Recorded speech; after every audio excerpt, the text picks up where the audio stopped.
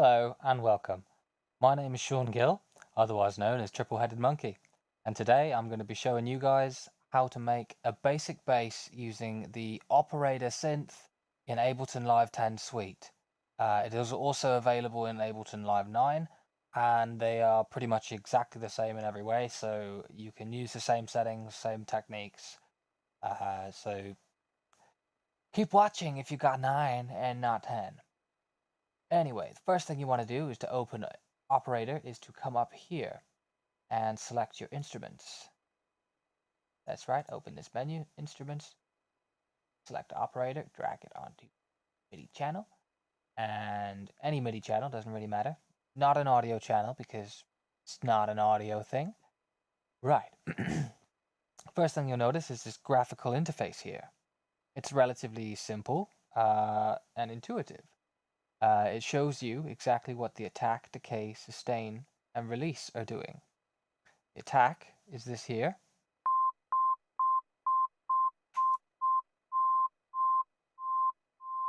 The higher the attack is, the longer it takes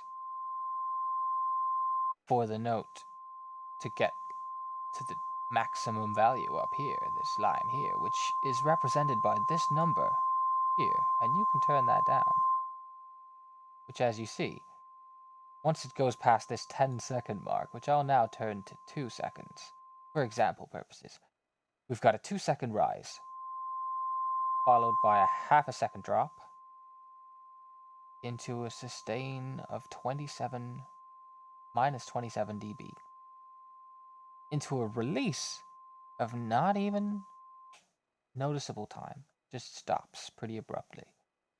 You can make that even more abrupt by putting it to 1, which is the minimum, which will have a noticeable effect. If I turn the sustain back up, you can hear that just snaps right at the end there. Just creates that pop. Now you can use that musically, but you really want to try avoiding things like that. So it's best to set a little bit of a longer release time. At least 30 milliseconds usually, for no clicks really. You can have less, but it's to your preferences. I like to have a release time of around 300 milliseconds. Just gives a nice kind of fade out. It's almost unnoticeable, but is still noticeable. The attack I like to set to about 9, not 9 seconds, which is where I am right now, 9 milliseconds over here,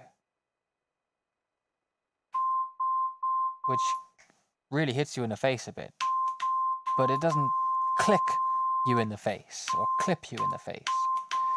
So you got that now. Now this doesn't sound very bassy, but if I turn it down a couple of octaves, of course, it's going to be bassy. To change the octave that you're working on a computer keyboard, Z and X are your controls. Z goes downwards, and X goes upwards. I'm trying to keep upwards at the moment because the higher ranges are easier to hear on lower end equipment, and I am currently previewing this on lower end equipment and through my television without the bass turned off, so any bass I actually make in this I can't even hear when I'm previewing it. So what? Anyway, the first thing we want to do is move to this secondary here. And I'll turn it up so you can hear the impact that it has. It's a second synth layer added in. Now we probably want to have it somewhere where it makes an impact, not too much. Like that's nice. 6 decibels, which is half as loud as the previous, or as A. The synthesizer B, it's half as loud as synthesizer A, and they're all combined into one. But we don't actually want it to be a sine wave. We'll leave this one as a sine wave. And the first thing I think we should do before we mess with things is turn it down. Make it a sub-bass sine wave. And on this here, this here, we'll change this to a saw 64. Ooh, doesn't that hit you in the face right there? Oh god, I can't play. But yeah, let's see. The next thing you want to do, because that's pretty standard there, is to whack in number C. Number C, letter C. What we want to do for this one is a triangle wave. Now let's turn this up. Let's say 6 decibels quieter than the last, which will make 24 decibels on here, right? Now you can't actually hear any real difference.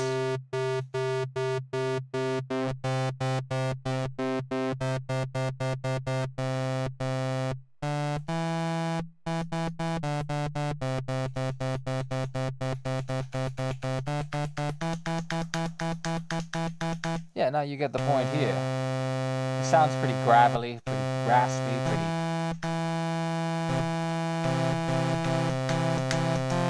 like a weird harpsichord type thing. Let's turn down the octaves, 2 octaves.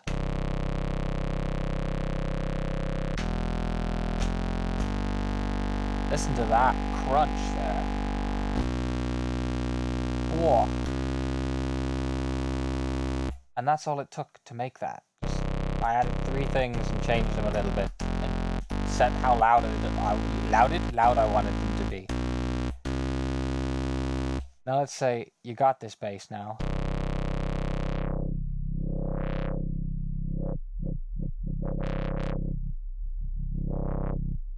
And you want to make some wubs. How'd you do that? Now, that may have given it away slightly.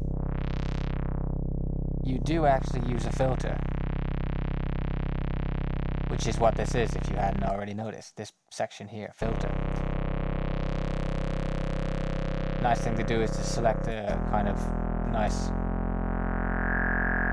well, not too much resonance. That's kind of like the peak of it, the filter, where it, kind of like that section there.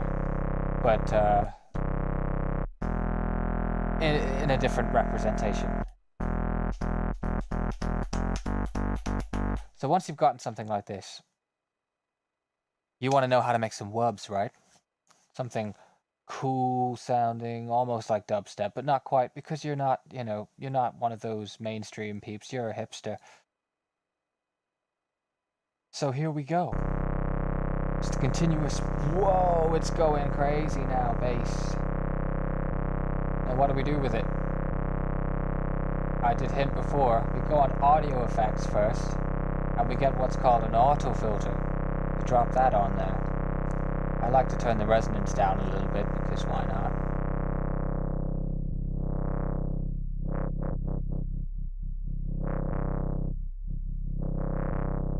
And that's a wub right there. Wub. And it's the same as this. Pretty much. They have a slightly different character, I think, but it's essentially the same. And what you want to do here is click this button here to change this, to synchronize it with the tempo of your music. And then you want to turn this amount up.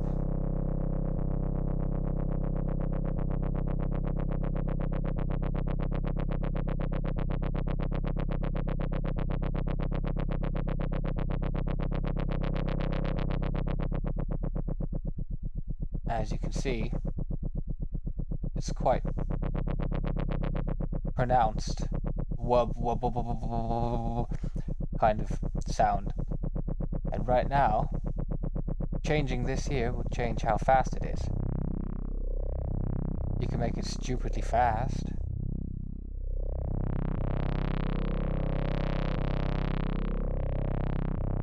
Which will give it its own crazy character. And move it around like that, which is nice.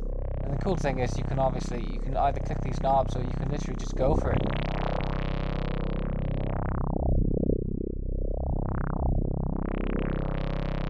That's one of the coolest things about Ableton, the intuitivity of the guided user interface, the GUI.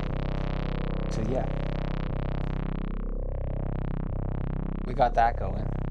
I really like the sound of that right now, so let's leave it as it is and add, by right clicking on the top here, we duplicate this.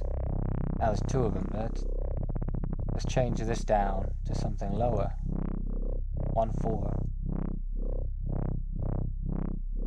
Duplicate it again and change this one to something slower, say 1 maybe.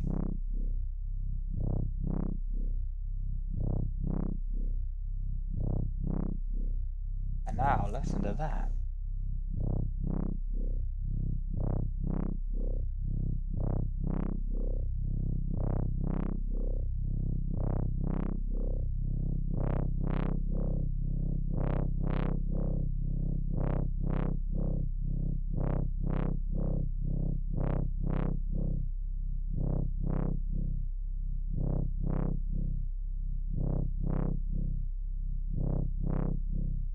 Just immediately creates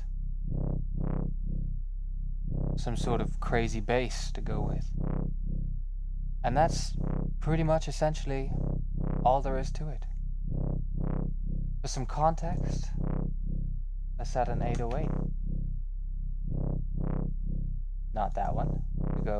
I like to just write in 808 here, even though it's pretty simple. I mean, I didn't really need to look for it. There's like not that many drum kits, and 808's like right at the top because it's a number. There we go. We drop an 808 on there.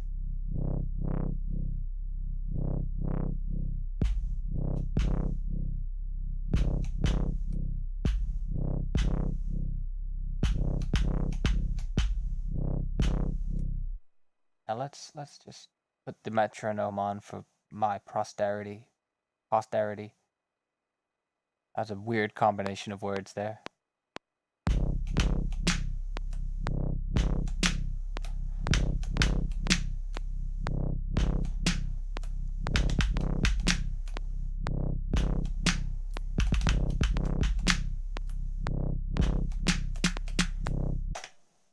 And there we have it, a nice drum loop. I duplicate that because I'm terrible at doing all this tapping away and drumming and musical stuff. I prefer to do the process rather than the performance, but I want to turn the process into a performance. So bear with me on that front. So back to reality. Oh, there goes gravity.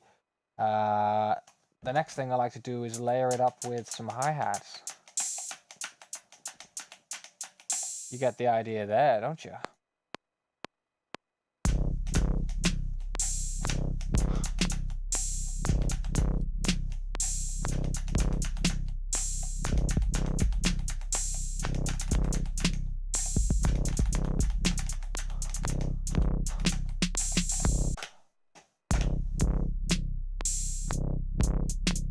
I should probably quantize this stuff too because I suck. Quantize to 1/8 timing.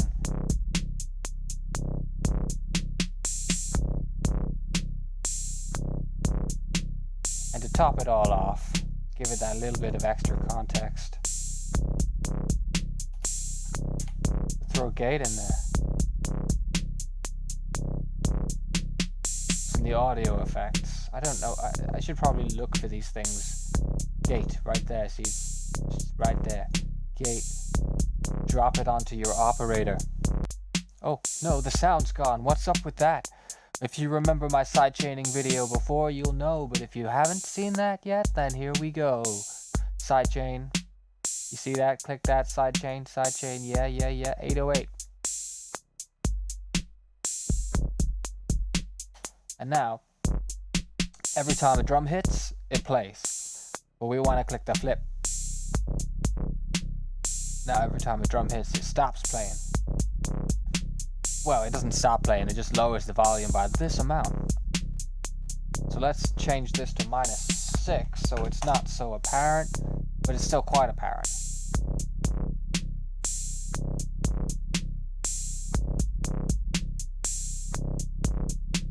Oh, get rid of that metronome. Forgot about that. And there you have it, folks.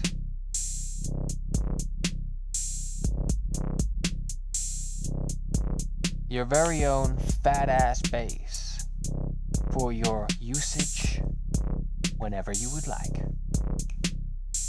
Tune in again next time, and I'll teach you something just as interesting, perhaps a little bit better than I did this time.